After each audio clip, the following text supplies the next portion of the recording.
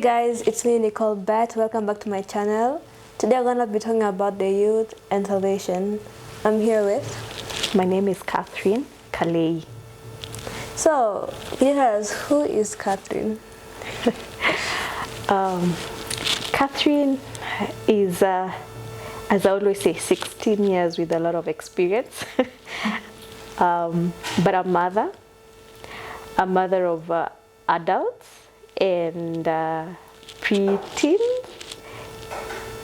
and I'm passionate with the youth, so I have quite a number of children, but biologically I do have adults and pre-teens, and I love the Lord with all my heart.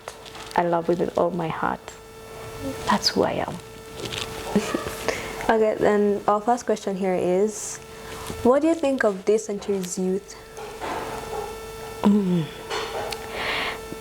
I believe the youth of this time are people with a lot of knowledge who have a lot of potential, but it hasn't been harnessed as it should. In that there has been a lot of talking down on them, like considering the fact that the parenting has not been like what we had, because as much as during our time, the fathers may have been busy, but the mothers were always there. But right now, we're in a situation where the parents all want to shine and they're all out there wanting to build their careers, to look good, to be happy out there, and not really take care of the children. So the children have actually brought themselves up. And because of that, they have a gap. And the gap has been filled by social media, the internet. That is where they are growing and being educated from. And that makes people think they are not good enough, they are failing, but the truth is that there's so much in them if we only harnessed it very well. So you're talking about, as you said, teens being brought up, like youth being brought up by social media. Mm-hmm. What effect do you think social media would have in the youth if they stumble upon maybe the wrong things? I think for me, social media or the internet has a lot of information, good, bad. But even the good still has an effect, because there's something about having one-on-one conversation and contact. It gives you depth. It gives you exposure, because as long as you're working with someone, they see the difficulties, the pains, and what you're going through. But the internet just gives you ready-made information, so you're not able to live the information you get. So it's something you know, but you have not lived it. So it is not knowledge and wisdom to you, because you can't apply what you have not experienced. So you find there's no depth in them. So they have all this information, and if they want more information, it's at the touch of a button, but no depth, because one thing about life that can never be given by internet is personal experience. You have to experience it. If it's pain, you have to experience it. But if you've only learned pain from the internet, it means on the day that you go through pain, you do not know how to synthesize it, because all you know is from what you've read. So that makes a very big difference, where you have all this information but no depth in you. Mm-hmm. And do you think this whole depth thing could make someone feel empty? Definitely, because you always want to, it's human to want to relate this information to something tangible. And the fact that you, as I go back to what I've said, where there's no human experience, personal touch, it means that when you personally go through a tough time, you have no one to hold your hand to tell you it's okay to feel bad. Or even in this feeling bad, this is as far as it goes. It has to have some measures to tell you you cannot go this far, because if someone has read in the internet that If you have pain, you can cut yourself. So this person goes ahead and harms themselves, when maybe if they had someone to hold themselves, they'll know, maybe I needed to talk to someone, maybe I needed to engage myself, maybe I needed to do something to have a place to project all the pain and to synthesize it without feeling guilty and without having to look for a way out, because that is what social media will do. You have this thing you show people, there's a face you show people, you want people, this is what you want people to see, but the actual thing of what you're going through is very different. So how you end up being very empty, because what you're seeing and what you want to portray may not necessarily be what you're feeling, and the fact that you don't even have the tools. And tools can only come from watching and living with someone and walking with someone that journey. So we've been talking about more of the youth, but the upbringing of how you as a youth will honestly affect you in the future, right? Definitely it so does. For also the parents now, what do you think they can do better? Like you said, they're most concerned on the fact that there are works and all that, and might affect the youth feeling all sorts of ways. What do you think the parents can do to help us, the youth? I think that's, if parents took time to look within and realize, and let me give it this way, because those who may be having the youth right now and teens are probably my age, or maybe in my age bracket of my age plus 10. And truth be told, they keep saying they are who they are, they make better decisions, and they're hardened, and they look at life differently. And the truth is because of what they learned at school, the involvement of their parents in that time. And as much as it may look tough, it may look like it's a gone case, I don't think so. I believe if parents took time to go back and salvage and be real with their children from a point of apology, and apology, because sometimes there's so much pride between a parent and a child, but apology can just be you taking time to let go of what is not, what you so think at this point is important, and really go back to what is important, which is family values. And it goes back to yourself, because if as a parent you realize you are good because of what you saw in your parents, so you start working on yourself so that you're able to give it back to your child who is a youth, who is a teen. Walk with them and seek help.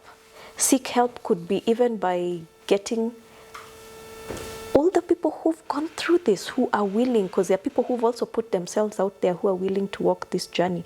They can walk with you and the youth so that there's a change, because if that happens, those are the ones who are going to be governing the nation in the next 20, 30 years. So where do we want our nation to be if we have empty people? We have people who cannot relate with many issues. Then we will have a devastating future.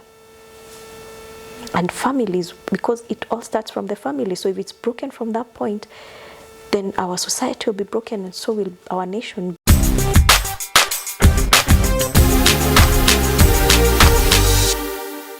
Okay, so we know some people who don't have someone to look up to, someone who can help them grow as a person.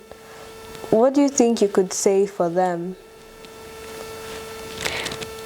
I know it may look like they don't have anyone to walk with, but it's not all lost. It's never all lost, because I believe, depending on where you choose to get your information, if so far it has failed you, it has hurt you, there are good places to go to. And some of the best places to go to is church. And I know there are many people who've been failed by church because of what has been taught or how it has been portrayed. But at the end of it all, that is still usually the best place, because those are places you get solid people, and they will feel you and pick you from where you're at. And in those places, that's where you find their youth groups. There are people who sit together, they have candid talks. And in being in those places, during those meetings, you're able to identify someone who will feel you and understand you. And you're able to reach out to them.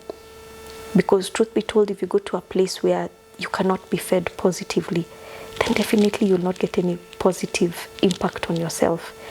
But if you choose to go to the right places, that will work. And it's good for you as a youth to learn that going by what people tell you will never work, because the truth is always the truth, regardless of whether you accept it or not.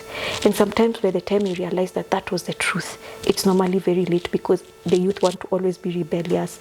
They always want to, because you're being fed by social media, media will always work best with the negative. It will never go back to what is positive.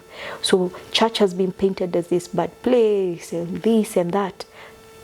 Walking with Jesus is the worst thing. But tell me of someone who's walked with Jesus and tell me whether their life has failed.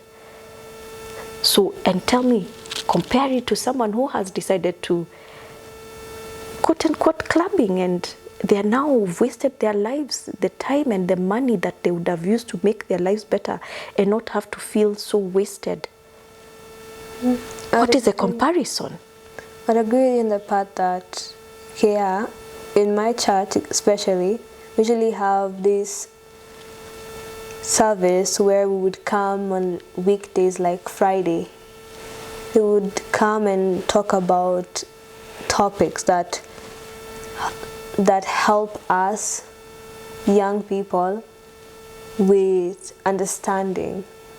And church can't always, like, just because it's portrayed somewhere else or someone said it's boring, it's not. It has also, I also agree with the part, it has to have a positive vibe to it. Mm-hmm. Youth pastors should be more like lively, give off positive vibes, make us enjoy and want to come and learn more, make lessons enjoyable. Make it seem like you're not making us try to cram the word, but help us understand in a fun and positive way. It's true. It's very true. And because the youth have so much energy and they don't want anything that will hold them back. And I remember back in the day, during our time when we were youth, we did quite a number of activities. We went camping, we went hiking, we'd have a youth explosion, we'd have so many of those. And they were very interesting, and they built us to be who we were, to have character, and we learned and we got friends who have also been positively impacted, and you're able to pick out one who is going through a tough time, who maybe they're not going through a good patch at that point, and you're able to surround each other in one way. And it may not be direct, but the fact that you'll have people who will hold you positively, it's very important. And yes, it's good for the churches to always have a youth environment, because if you don't have the youth, then there's no life in the ministry you're in. There has to be that continuity, but how do you approach? And I know for a fact, for me being a mentor, one of the things that has worked for me is I have learned to walk with the youth, because as much as there's fun, life is not going to always be fun. So, but when you walk with someone, is they see the tears and they see how you get out of the tears. They learn, I need to help clean, so that they know what process and how hard it is to get a meal on the table. It just doesn't happen by magic. It's not a touch of the button, because in truth be told, if you walk with someone, they realize if you're to do takeout every day, it's expensive. You cannot afford that. And even for that takeout to be on that table, it took someone to work. So even they know, even in their work environment, they cannot afford to just be on their phone. There has to be output and discipline from their part, because the current youth, they just want to go to work, they're on phone, they don't have an output, and then they'll suddenly say, unaonewa aje, but there has to be an output for that company to work. Going back to the meal, that food will just not happen. You have to chop the onions, you have to chop the ingredients, you have to cook. To get burnt today, to cook today doesn't come out well. So next time, no, this ingredient I put did not work. How does that come? There has to be work put in. There has to be a process. constantly, today, tomorrow, as boring as it is. But at the end of it all, at one point, it will be so easy because you allowed yourself to go through the process. And that is one thing, you like it or not, you have to learn. And that goes with life, whether it's a meal, whether it's pain, whether it's forgiveness, there has to be a process. And we have to be willing to go through it regardless. Because life is unforgiving. And we have to go through it and learn. Well, from what we have talked about this whole time, I just summarize it a bit. Well, okay, youth, we obviously need something to guide us. And if we don't have the platform, the positivity, the lessons, experience, will end up being shallow. Yeah, shallow. So I believe that yes, we need a platform. Yes, we need someone there for us, but also us as youth, we can't just sit down and let it just be given to us. We need to get up and also experience it ourselves and be strong in what you're doing. You can, if you need encouragement, you can go to the Bible. There are many verses. And that's what I have seen throughout the whole talk. What have you seen to the whole talk you have had? Yes, it's important to have someone to hold you. But when you don't have someone, and maybe depending on where you are, you haven't gotten a place where you can get your voice heard, or you can have your issues handled, and the issues don't, you may not be able to talk about them, but you're in a place where you realize there are people who are actually going through the same as you are, and they're getting solutions to it. In the event that that is not, one of the things I've learned is that the Bible is what, that word is life. We may disregard it, but it's a truth. It's a truth that never ends. God's word is alive. And the moment you take your time to read, even just choose to read it as a storybook. That's what I like about the Bible. You just start reading it, and because it's life, it makes an impact in you. But as you say, it's important to reach out.